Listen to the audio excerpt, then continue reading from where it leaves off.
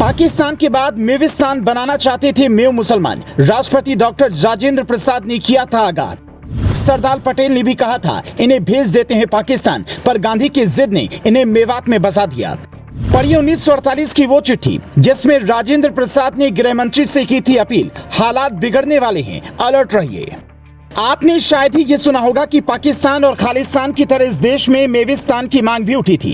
ये हम नहीं कह रहे, बल्कि तब के गृह मंत्री की चिट्ठी कह रही है। ये चिट्ठी सरदार वल्लभ भाई पटेल ने तब के संविधान सभा अध्यक्ष डॉक्टर राजेंद्र प्रसाद को लिखी थी। इस चिट्ठी का कुछ हिस्सा पहले आपको सुनाते हैं, फिर बताते हैं कि गांधी की जिद कैसे एक डॉक्टर राजेंद्र प्रसाद और गृह मंत्री के आगे भारी पड़ी। पटेल लिखते हैं, मेरा सेहत अभी पूरी तरह से ठीक नहीं है। मैं 1 और 2 जुलाई को होने वाली कांग्रेस वर्किंग कमेटी की मीटिंग में शायद ही शामिल हो पाऊं, लेकिन सबसे महत्वपूर्ण बात यह है कि मैं अलवर और भरतपुर की जांच करवाई है तो पता चला है कि पिछले साल मेव मुसलमानों ने जो हंगामा किया था वो पूर्व नियोजित था। वो लोग मुस्लिम लीग की तरह पाकिस्तान की तर्ज पर मेविस्तान बनाना चाहते थे, और खास बात यह है कि इन्हें हर तरह की मदद मोहम्मद अली जिन्ना और उनके साथियों ने दी है। अब सवाल उठता है कि जब पटेल को ये सारी बातें पता थी तो फिर वहां रहने वाले लोगों को पाकिस्तान क्यों नहीं भगा दिया गया, क्योंकि समुदाय तो एक ही था। तो इसका जवाब जानने के लिए आपको तब के राष्ट्रपति डॉक्टर राजेंद्र प्रसाद की वो चिट्ठी देखनी होगी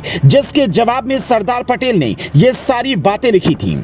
डॉक्टर राजेंद्र प्रसाद ने लिखा, आज सुबह मुझसे विनोबा भावे जी मिले। उन्होंने कहा कि परसों उस जगह पर जाऊंगा जहां मेव समुदाय के लोग रह रहे हैं। उस समुदाय के कई लोग मुझसे मिलने भी आए थे, जिनका कहना है कि अलवर और भरतपुर के मेव समुदाय का बोझ भी हमारे माथे पर डाल दिया गया है, पर हम उन्हें राशन पानी कहां से दें? हमारा खुद मुश्किल से गुजारा हो रहा है। हम सरकार को याद दिलाना चाहते हैं कि गांधी जी ने भी हमारे समुदाय के लोगों से बात की थी और हमारे पास आकर खुद कहा था कि आप लोग पाकिस्तान मत जाइए, आपको घर और जमीन लौटा दी जाएंगी। गांधी जी के उस वादे का सम्मान होना चाहिए। कहा जाता है कि गांधी जी के उसी वादे के चक्कर में हरियाणा का मेवात और देश के कुछ इलाकों में ये लोग बस गए। क्योंकि ये कौम शुरू से लड़ाकू है, इसने बाबर समेत कईयों से लड़ाई लड़ी है, इसलिए बीच बीच में छोटी मोटी घटनाएं सामने आती रहती हैं। और आज जो पीढ़ी वहां पर रह रही है उनके बारे में कहा जा रहा है कि उन्हें रोहिंग्याओं और बांग्लादेशियों का समर्थन देकर भड़काने का काम किया जा रहा है, जिसके 3 सबसे बड़े कारण हैं। नूह, जिसे मेवात भी कहा जाता है, वो हाईटेक सिटी गुरुग्राम से करीब 30 किलोमीटर की दूरी पर है,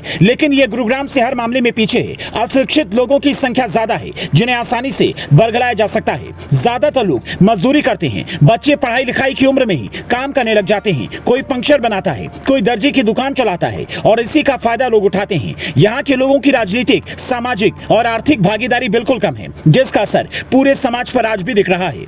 ऐसा नहीं है कि इस क्षेत्र के लिए कुछ काम नहीं हुआ है। सच्चर कमेटी की रिपोर्ट के बाद पिछड़े जिलों के विकास के लिए करोड़ों रुपए खर्च हुए, पर नूह जहां पर था वहीं रह गया। जो इतिहास हमने आपको सुनाया उसे वर्तमान से जोड़ेंगे तो समझ में आएगा कि आज जो नूह में हुआ वो एक सामान्य घटना नहीं है। पहले भी इन्हें लेकर राष्ट्रपति और गृह मंत्री चिंतित थे। आज भी राष्ट्रपति, प्रधानमंत्री, गृह मंत्री और मुख्यमंत्री सब चिंतित होंगे। ऐसे में आपके हिसाब से इसका स्थायी समाधान क्या होना चाहिए? कमेंट करके हमें जरूर बताएं, क्योंकि मसला देश की सुरक्षा और अखंडता का है। Bureau report, global Bharat TV.